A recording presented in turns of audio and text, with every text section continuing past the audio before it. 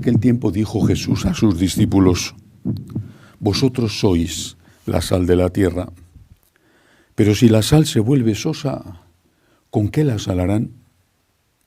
No sirve más que para tirarla fuera y que la pise la gente. Vosotros sois la luz del mundo. No se puede ocultar una ciudad puesta en lo alto de un monte. Tampoco se enciende una lámpara para meterla debajo del celemín, sino para ponerla en el candelero y que alumbre a todos los de la casa. Brille así vuestra luz ante los hombres, para que vean vuestras buenas obras y den gloria a vuestro Padre que está en los cielos. Palabra del Señor. Gloria a ti, Señor Jesús. Hoy celebramos, la Iglesia celebra la fiesta de un santo español de hace muchos siglos, cuando todavía España tal y como hoy la entendemos no existía. Me refiero a San Isidoro, que fue obispo de Sevilla. Importante no solamente para la historia de España, sino por la repercusión que tuvo España en la evangelización de tantos países, importante, creo yo, para todos los que tenemos la lengua española en común. Cuando está en su decadencia el Imperio Romano, varias bandas, varias tribus de godos, tenían eso en común, pero eran tribus diferentes, entran en una provincia del Imperio Romano que era Hispania y la arrasan. La peor de todas de esas tribus fueron los vándalos. Aún hoy se dice en nuestro idioma, cuando un acto es terrible y cruel, que es un acto vandálico. Destruyeron. Una de las tribus que se asentaron allí, de esas tribus godas, eran los visigodos. Los visigodos eran cristianos, arrianos, no creían en la divinidad de Jesús. Pero aquella Hispania romana estaba ya completamente evangelizada y era católica, creían en Cristo, Dios verdadero, hombre verdadero. Se encuentran, por lo tanto, aquellos hispano-romanos con que sus nuevos gobernantes, militares, una élite un poco numerosa, pero con una gran fuerza militar, eran de otra religión. ¿Qué tenían que hacer? Resistir. Ofrecieron sus mártires, incluso dentro de la propia familia real visigoda, ofrecieron sus mártires. Porque resistieron, porque ofrecieron mártires, vencieron. Hasta que al final, aquellos visigodos arrianos terminan por convertirse al catolicismo y se produce durante no mucho tiempo, porque no muchos años después llegaron los musulmanes, pero se produce el momento más glorioso de la época visigoda en España, cuando tienen lugar los famosos concilios de Toledo. ¿Por qué cuento esta historia? Porque la Iglesia se ha encontrado muchas veces en encrucijadas, en situaciones de cambio, no una época de cambios, sino un cambio de época, edad antigua, edad media, edad moderna, edad contemporánea. Estamos en un cambio de época.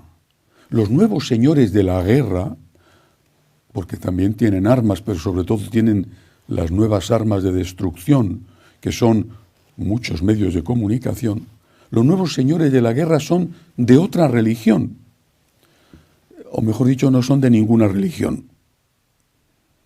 Y también nosotros en este cambio de época, también nosotros tenemos que saber cómo afrontar esta situación, cómo afrontar el reto que supone que los que mandan ahora no tengan nada que ver con nuestros principios, ni siquiera con nuestra forma de concebir al ser humano.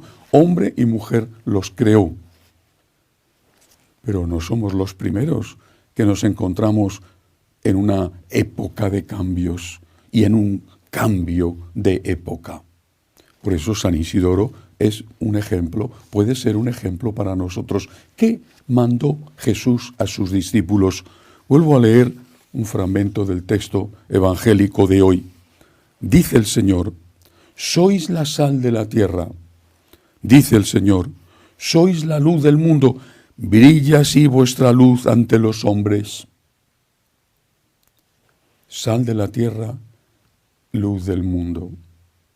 La sal, basta una pizca para cambiar el sabor de la comida, e incluso si se echa mucho, aquello no hay quien se lo coma. La luz brilla en la oscuridad, un poco de luz alumbra, más luz, más alumbra, pero un poco de luz basta. El Señor tiene en la mente, cuando funda su iglesia, cuando envía a evangelizar, que somos una minoría. Creo que esto es lo primero que tenemos que asumir. En esta época de cambios que implica un cambio de época, lo primero que tenemos que asumir todos es que somos una minoría.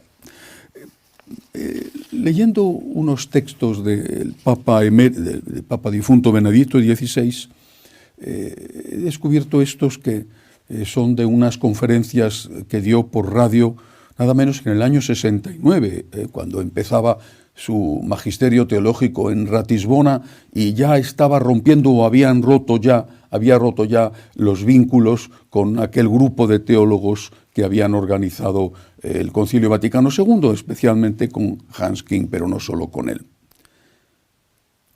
En el año 69, hace mucho tiempo, aún por supuesto Ratzinger no era ni pensaba en ser arzobispo de Múnich, prefecto de doctrina de la fe y papa de la Iglesia Católica. Era un teólogo que estaba ya decepcionado de cómo se estaba aplicando el concilio que él activamente había contribuido a gestar. Y este teólogo lúcido, que merece ser un doctor de la Iglesia, dice en el año 69 estas palabras: de la crisis de hoy surgirá una iglesia que habrá perdido mucho, será pequeña y habrá que empezar más o menos desde el principio. Ya no podrá habitar los edificios que construyó en tiempos de prosperidad. A medida que disminuyan sus fieles, también perderá la mayor parte de sus privilegios sociales. Será una iglesia más espiritual, que no asumirá un mandato político coqueteando ahora con la izquierda y ahora con la derecha. Será pobre y se convertirá en la iglesia de los pobres. ¿Cómo afecta todo esto al problema que estamos viviendo? Año 69. Quiere decir que toda la palabrería de los que profetizan una iglesia sin Dios y sin fe es pura palabrería.